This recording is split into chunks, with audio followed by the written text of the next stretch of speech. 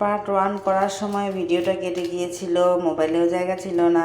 এখন জাস্ট দেখাই দিচ্ছি। এই যে এখন আমের এই উপরের ছোলাগুলো উঠায় ফেলবো, উঠায়ে আমের ভিতরকার এই এরকম এইগুলো বের করে নিই, তারপর আবার আসছি।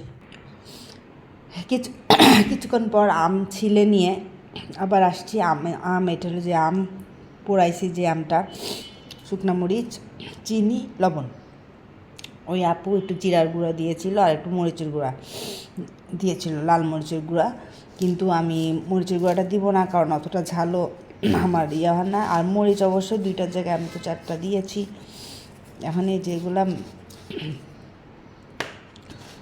আমার খুব গলার মধ্যে ঝাঁজ লাগতেছে, যেহেতু আমার পোড়া মরিচের সমস্যা হয়। এখন এই যে আমটা ভালোভাবে মেখে নিব। আর আমি যেহেতু এক হাতে ভিডিও করি বা করছি, সেজন্য আমার অনেক কিছুই সরাসরি দেখাতে পারি না, তারপরে দেখানোর চেষ্টা করছি। জাস্ট এই আমটা আমি ভালো মতো এভাবে চটকে এই আমের যে কাতগুলা, এগুলা নরম, এইগুলা বের করে নিয়ে মাখায় নিব। তারপরে এই যে দেখুন এই অবস্থা হবে। একটু খেয়ে দেখি। অসাধারণ হয়েছে।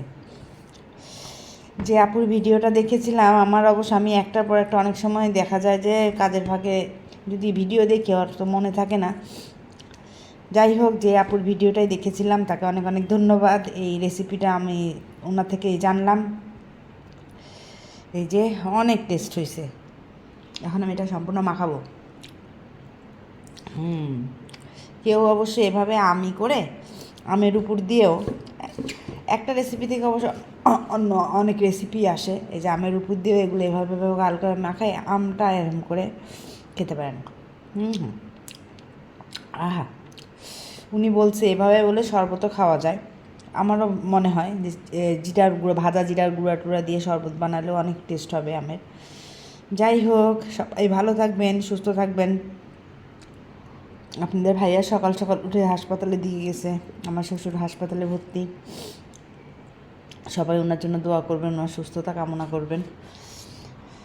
এই আর কি, আল্লাহ যেন সবাইকে ভালো রাখে, সবার আমাকে সুস্থ রাখে, সেই দোয়া আমিও করি।